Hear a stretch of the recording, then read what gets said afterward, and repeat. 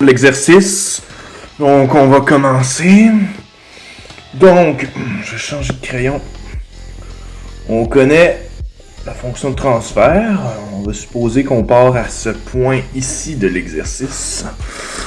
Donc, on fait la même technique que d'habitude. On sait que h de z est égal à yz, hein, wz, hein, wz sur xz.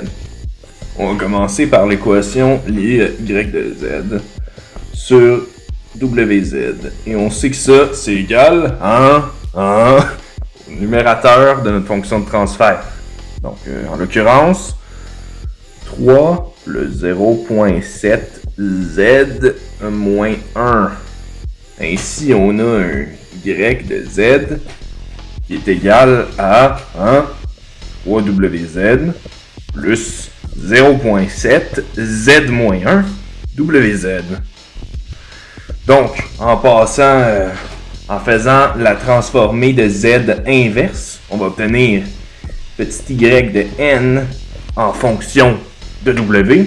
Donc, 3 petits w de n. Et ici, avec une des formules de la transformée inverse, ça c'est un plus. Ici, on sait que le z-1 va faire qu'on va avoir w de n moins 1.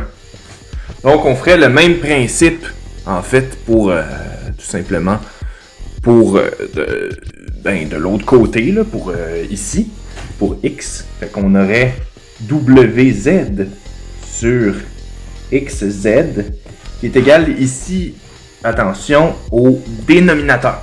Donc, qu'est-ce que je veux dire par là? Le dénominateur, c'est ce qu'il y a en bas dans la fonction.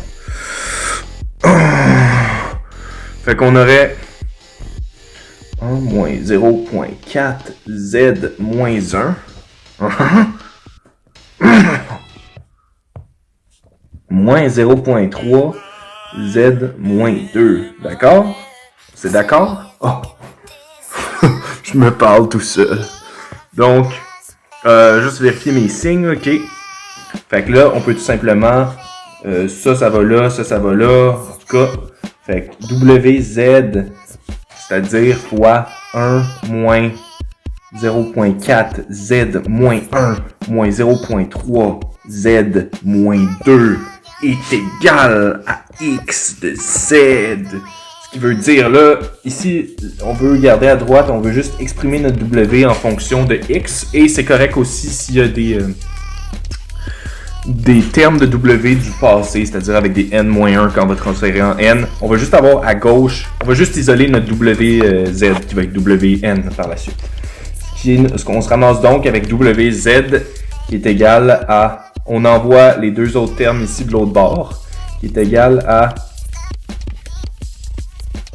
xz moins 0.4 z moins 1 wz. Plus, parce qu'il était moins, on l'envoie de l'autre bord, je suis vraiment désolé. Là, ça arrive au meilleur d'entre nous, hein. Qu'est-ce que vous voulez que je vous dise? Tabarnak, qu'est-ce que t'attardé? Fait que là, z moins... Oh! Failli oublier, deuxième erreur, mon wz. On passe encore une fois, transformer z inverse pour avoir des n.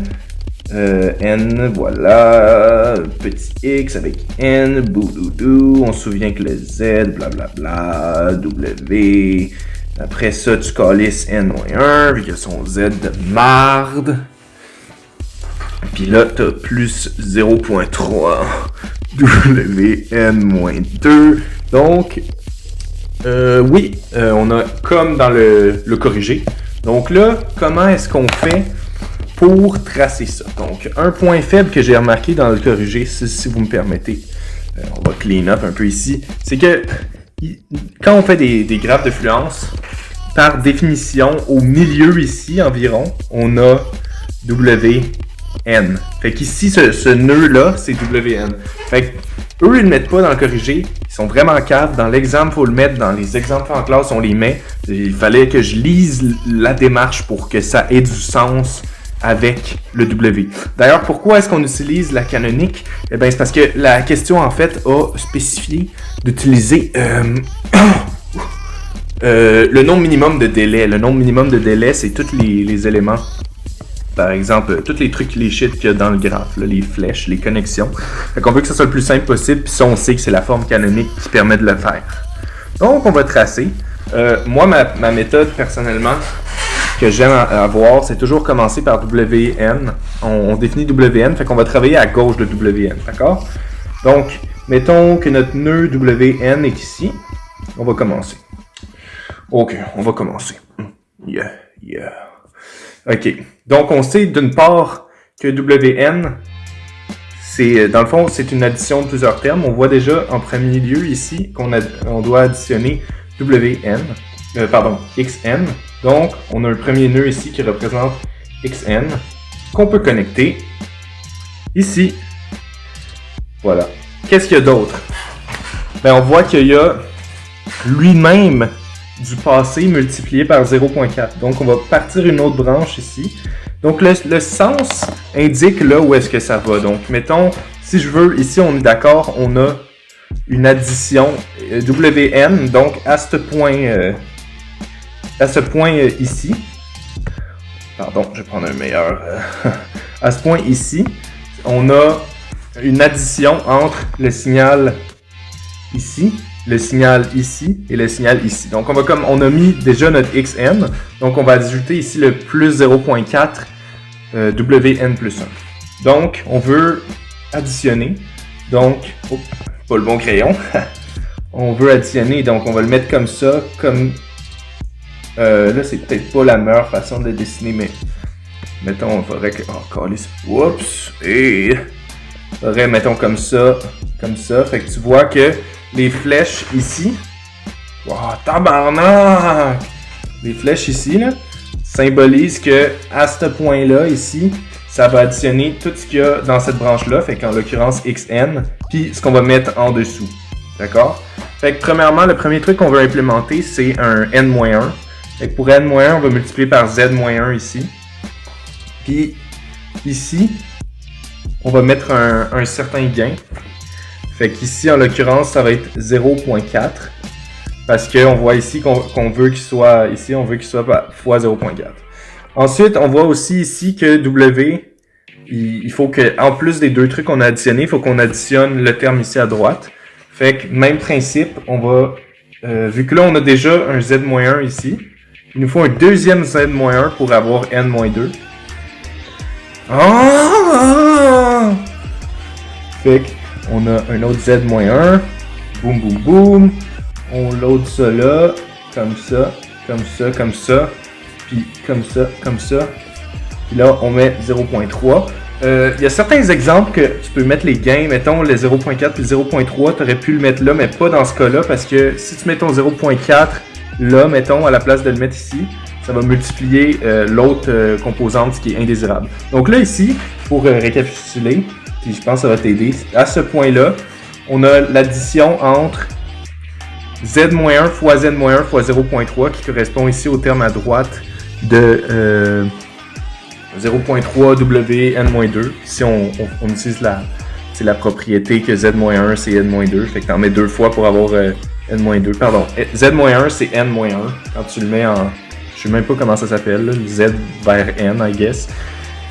Tu fais ça là-dedans, puis t'en veux 2 Z-1 pour avoir N-2 du coup. Puis là, tu fais 0.3, ça c'est le gain que tu mets dessus. 0.4 ici. Fait que là, ça va faire qu'à ici, à ce point-là, tu vas avoir XN qui vient à gauche ici, plus en bas direct, tu vas avoir ton 0.4, puis en bas, tu vas avoir ton 0.3 avec son N-2. OK. Fait que là, on a basically implémenté toute cette équation-là ici. Fait que là, on sait aussi que notre Y, ça va être exactement comme ça. Fait que tu vas avoir 3WN plus 0.7. Donc, c'est le même principe. On va mettre un truc ici. Puis ici, tu n'as même pas besoin... Ah, pardon. Là, tu as N-1. OK. Fait qu'on a déjà un truc qui fait N-1. Je sais pas si tu te souviens. Ici, là, si je le plug ici, vu que le Z-1, ça va être N-1. Fait que ça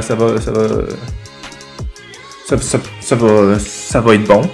Ici, comme tu vois, il y a 0. Fait que si je le mets ici, ça va permettre, vu qu'il y a un Z-1, ça va permettre le N-1. Puis on veut là-dessus un gain de 0.7, fait que c'est assez similaire. Tu mets 0.7 ici en gain. Puis en haut, tu laisses raw. Ça se peut-tu? Est-ce qu'il demande un gain? Non, en haut, il veut 3. Fait qu'en haut, on va mettre 3 comme gain. Puis, même principe, dans le fond.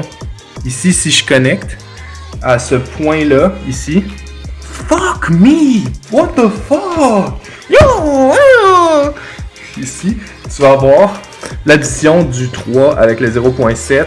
Le 0.7, on a bien mis connecté après un Z-1, ce qui veut dire que ça va bien faire ici le bail de N-1. Puis au final, le signal que tu ramasses ici, attends un petit peu, mon pote.